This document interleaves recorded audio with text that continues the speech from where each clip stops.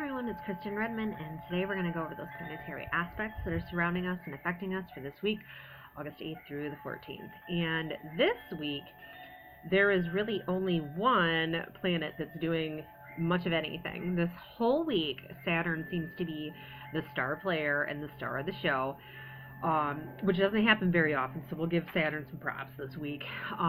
Saturn is a different type of planet, okay?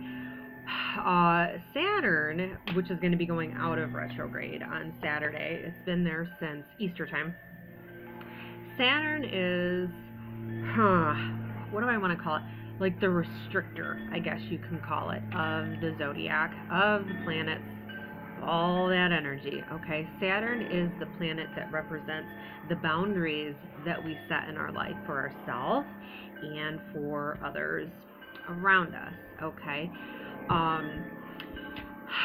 Saturn it's that planet that kind of represents our structure and our stability and how we provide that for other people and ourselves. It's where our self-discipline lies, okay? It's where our ability to teach other people come from, is from Saturn, and it tends to be a fatherly type of energy that Saturn brings, okay? Some people consider Saturn and its ruling sign that it goes into, Capricorn, as being very detached or cold, okay? Saturn is a very cold planet because it's way out there and it's got its icy rings, and so that kind of lends to that idea that it's a little bit cold, a little bit detached. You may find that these people that are ruled by Saturn or have their sun in Capricorn may at times kind of disappear, act like they don't really care about other people. They may just keep to themselves, or they may be very structured in their beliefs, okay? It's not really the case. The Capricorn energy and the Saturn energy deep down wants to set these boundaries for the better good of everybody, but especially for themselves. But that's kind of the point, right? We want to be able to set logical boundaries for ourselves and kind of create a good structure or foundation to grow on. So with that being said, when Saturn goes into retrograde is an opportunity for us to look to the past. Think retro, right? It's past. So when a planet goes into retrograde, we look to our past experiences with setting boundaries for other people, setting boundaries for ourselves, like, do I need to eat that chocolate cake every night? Or do I need to drink every night? Do I need to let people constantly tell me when I need to be somewhere and where I need to be, and they're always on me? Those types of things, it's these boundaries that we have in our lives that we technically are the ones that set, okay? So when retrograde happened, it was on Good Friday, which I believe was the 23rd, I want to say. It was in March, whatever, okay? And I looked through my notes to see just kind of what kind of planetary energy was happening at that time when Saturn went retrograde. And it's very interesting because it's very boundary specific, especially when it comes to our personal relationships. A couple of days before Good Friday, on that Wednesday, we had a full moon that was in Aries. The sun was in Aries, and the moon was in Libra at that time. Okay, anytime the moon's in Libra, which actually the moon's in Libra right now, by the way, it is a time when you really focus on your relationship issues. Libra is the sign of the scales and balancing those scales. So anytime Libra moon happens, you, like, literally, I heard my neighbors yelling at each other last night, you know, like, you never do this and this. Yes, that's exactly, and that's the first thing that came to my mind. I'm like, well, Libra energy and the moon is making that happen. But this one was a little bit different, okay? This full moon that happened also was a lunar eclipse at that time. And a lunar eclipse, okay, another little science lesson here, is when the Earth goes directly between the sun and the moon, okay? And then it gets eclipsed out. And in astrological terms, okay, the Earth represents us, okay, and in our physical body, The moon represents our inner self. The sun represents our outer self. So here we are, little Earth in between the two. And it's kind of like we were put at a crossroads at that time, at that lunar eclipse, to think, okay, I need to find and strike a balance, right, Libra, between my inner self and my outer self. And a lot of it was focused on relationships, because Libra is about relationships. Aries, where the sun was at that time, is about new beginnings. So there was a lot of focus on these new beginnings in our relationships. And you throw Saturn going into retrograde a couple of days later when it's still in that full moon cycle, okay? And it really focuses on setting those boundaries in our personal relationships. And now, so the focus has been on that, okay? Restructuring our boundaries over the past 6 months, not 5 months, whatever. Restructuring those boundaries, becoming aware of our own inner authority, because that's what Saturn is, right? It's all about that authority. And so we become aware of what it is we do need. That's a time when it's in retrograde to kind of create these plans to restructure our lives, especially in those relationships, right? And another thing too, if you're not really focused on these relationships or what have you, another part of the Saturn in retrograde energy was that it went retrograde in the sign of Sagittarius. Okay, Sagittarius is a sign that's focused on religion and philosophy and psychology and what else? Travel and expanding the horizons of everybody around us, right?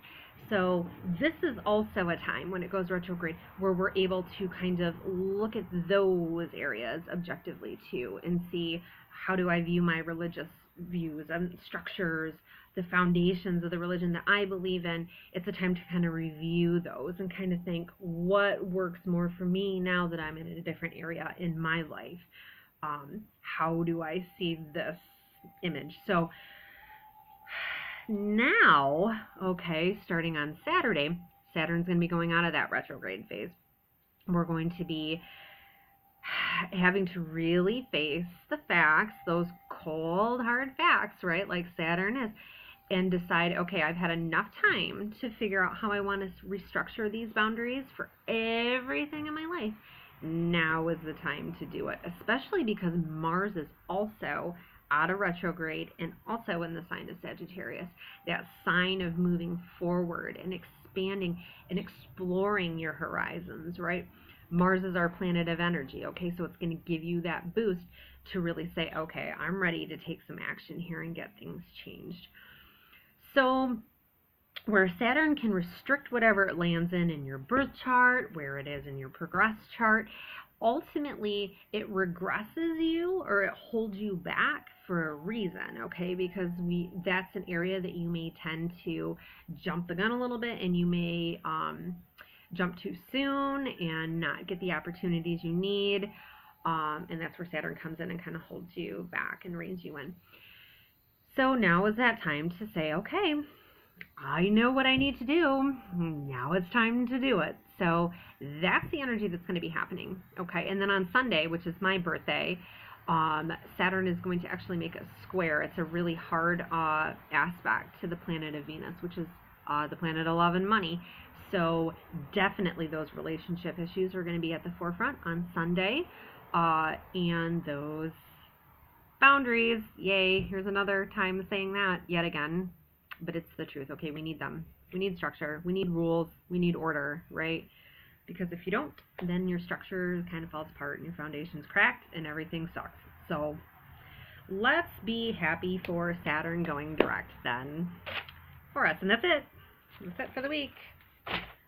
So let's start here with my little Grandma Chapka box of my Archangel stones. We're going to use this one because I didn't feel like getting out the old giant box today.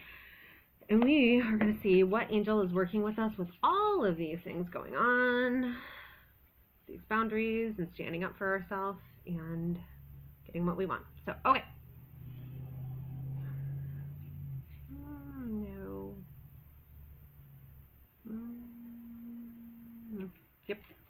Yep. Oh, hey, Zadkiel.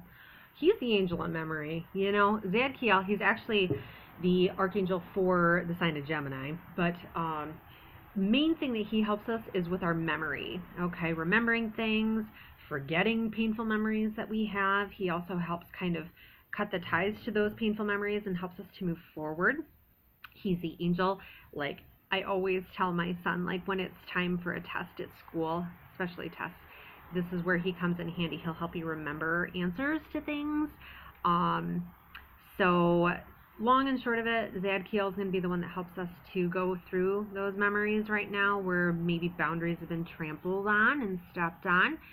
And he helps kind of give us a little bit of clear insight for the future as to what we need to do. So he's also the angel of the third eye, helping us to open our third eye so we can see the future a little bit clearer and kind of make our decisions a little bit more objectively. So, okay, Zadkiel. Let's see what else he has to say with all of that in mind. God, I know 7 seems like outrageously huge, but that is Saturn's number, man.